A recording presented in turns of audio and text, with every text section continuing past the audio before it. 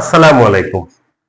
পঞ্চম শ্রেণীর গণিত বইয়ের 140 পৃষ্ঠায় 1 নম্বরে 4 নম্বর একটা ছোট্ট সমস্যা আছে। অপরাহ্ন 11টা 58। অপরাহ্ন 11টা 58 এই সময়টাকে, এটা আছে 12 ঘন্টার সময়সূচিতে, এটাকে 24 ঘন্টার সময়সূচিতে পরিণত করতে হবে। তো তোমরা নিশ্চয়ই জানো যে অপরাহ্ন যদি থাকে, অপরাহ্ন পূর্বাহ্ন থাকলে যে সময় 12 ঘন্টাতে যে সময় 24 ঘন্টায় একই সময় থাকে, শুধু পূর্বাহ্ন শব্দটা উঠে যায়। কিন্তু যদি অপরাহ্ন সময় হয়, অর্থাৎ 12টার পরের সময়, সেটাকে আমরা অপরাহ্ন বলতে পারি।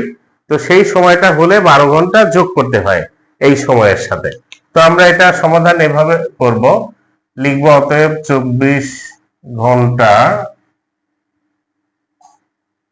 ঘন্টা সময়সূচিতে নির্ণেয়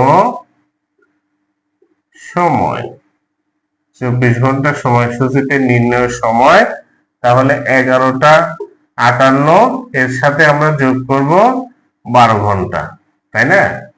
এটা যদি আমরা যোগ করি 11 আর 12 23টা 58।